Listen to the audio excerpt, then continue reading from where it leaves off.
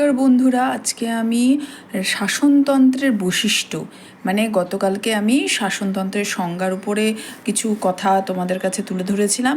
আজকে বৈশিষ্ট্য কি সেটা আমি বলবো। যেমন শাসনতন্ত্র হলো একটি আইনমূলক ধারণা। আইনমূলক ধারণা তোমাদের আমি গত ভিডিওতেই তোমরা দেখতে পারবে যে আইনমূলক ধারণা মানে যেখানে নাকি একটা রাষ্ট্রকে, একটা মানব সমাজকে কিভাবে পরিচালনা করতে হয় সেইটা যেখানে লিপিবদ্ধ থাকে সেটাই হলো তোমার আইনমূলক ধারণা। তার নেক্সট কি, বিধিবদ্ধ আইন ছাড়া শাসনতন্ত্রের বহু রীতিনীতি প্রথা অন্তর্ভুক্ত থাকে। মানে শুধু রকম বিধিবদ্ধ পেপার দলিলে লেখা কাগজে লিখিত আইন নয়, এমন কি তোমাদের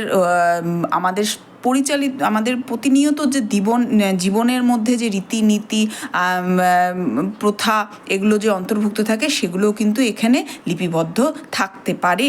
এবং শাসনতন্ত্র বলতে সেই সমস্ত বিধিবদ্ধ আইন বা শাসনতান্ত্রিক রীতিনীতি প্রথা সব কিছুকেই কিন্তু বোঝায়। তবে শাসনতন্ত্রের সামগ্রিক আলোচনাটাই হচ্ছে আইনগত, মানে যাই আলোচনা হোক না কেন সেটা কিন্তু সম্পূর্ণ আইনগত ভিত্তির ওপর, মানে তার কিন্তু তুমি যাই আলোচনা হোক না কেন তার কিন্তু কোনো ফাঁক থাকতে পারে বা আইনের ফাঁক আছে আমরা জানি, কিন্তু সেখানে কিন্তু জিনিসটা খুব সুসংগঠিতভাবে লিখিত থাকবে। তারপরে কি আছে, শাসনতন্ত্র হলো দেশের মৌলিক ও সর্বোচ্চ আইন।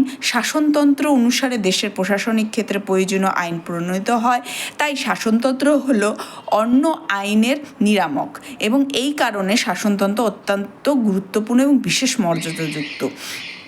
এটি হলো মৌলিক বা সর্বোচ্চ আইন, মানে এর ঊর্ধ্বে কোনো আইন হতে পারে না। যতই বড় সরকার আসুক, যত ক্ষমতাশীল মানুষ আসুক, যাই করুক না কেন, দেশের যে শাসনতন্ত্র বা কনস্টিটিউশন এই জিনিসটার ওপরে কিন্তু কেউ ঊর্ধ্বে কথা বলতে পারে না। এবং দেশের প্রশাসনিক ক্ষেত্রে প্রয়োজনীয় যা সমস্ত নিয়ম নীতি সব কিন্তু এই আইনের দ্বারাই পরিচালিত হয় এবং আমরাও কিন্তু এই আইনের দ্বারা পরিচালিত হয়ে থাকি। শাসনতন্ত্র সরকারের মূল কাঠামো, গঠন ব্যবস্থা নির্ধারণ করে। সরকার কিভাবে কাজ করবে, কিভাবে তার গঠন প্রণালী হবে, কি করলে পরে দেশের উন্নয়নের জন্য কি কি লিপিবদ্ধ প্রথানীতি সেগুলোও কিন্তু এখানে থাকবে।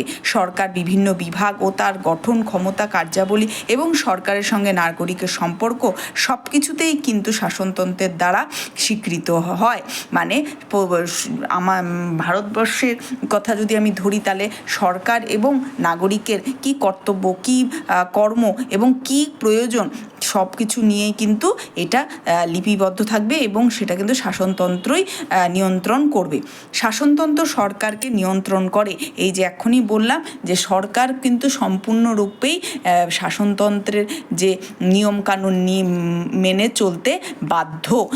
শাসনতন্ত্রের ঊর্ধ্বে উঠে কোনো কাজ করা কিন্তু উচিত নয়। তারপর কি আছে, নেক্সট পয়েন্ট হচ্ছে রাষ্ট্রের মধ্যে সার্বভৌম ক্ষমতার অধিকারী কে এবং কিভাবে এই ক্ষমতা ব্যবহৃত হবে সে বিষয়ে শাসনতন্ত্র নির্দেশ দেয়।